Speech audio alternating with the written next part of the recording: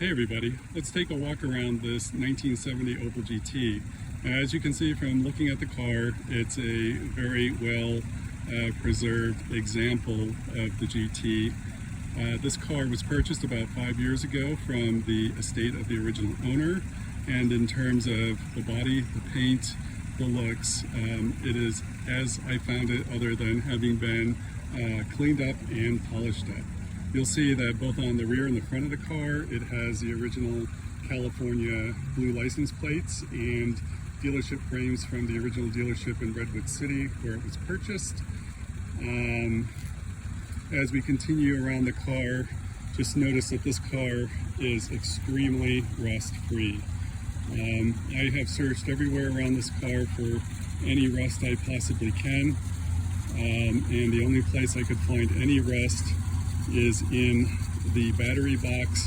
There is one very small hole there, and I have taken some pretty good pictures of that so that you can see that, but again, very, very minor, and again, overall, a very rust-free car, both on top and underneath. As we continue to walk around the car, you'll notice that the rear and front windows have the chrome strips in them, but they're faded from time. The original gas cap looks great. There's the other original plate and dealership frame. The car has a replacement muffler on it. It was actually parts with the car when I got it, but I put that on. As we continue to go around to this side, you can see again, free of dents. I will point out though that this is an older respray. The sister-in-law of the original owner told me that when the car was fairly new, the owner had backed into something and it had to have some repair work done, so he had the car resprayed. However, when we look at the top of the rear fenders here on the left, and then again, let's move over to the right, you will see that there is some pretty heavy crazing there in the paint.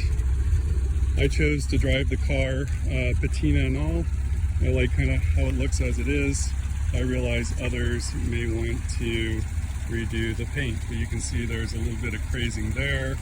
Sorry, this is just a little bit of schmutz, nothing on the paint.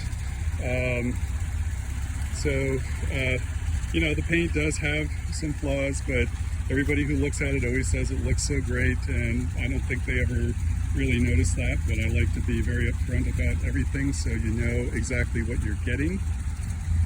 As we go around to the interior of the car, you can see the door panels look good.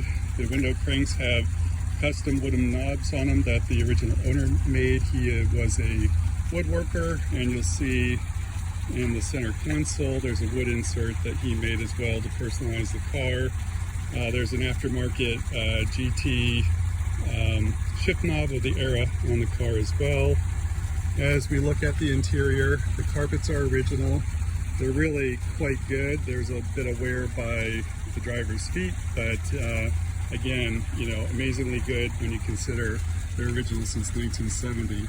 The top of the dash pad has two cracks, one here by the VIN number, one again over towards the center. The leatherette steering wheel underneath this cover. This cover was on it when I got the car, but I unwrapped it a little bit to see what the steering wheel was like underneath, and the leatherette is starting to deteriorate, so just know that. The gauges all work. The original clock is permanently on 11 o'clock though. I think that most of them do stop working unless somebody puts a quartz insert, which I have not done. I also reinstalled the original radio that came with the car, but you can see there's some cutout around it where an aftermarket radio had been put inside the car. So other than that, let's just look at the rear here. You can see the carpeting there looks pretty nice.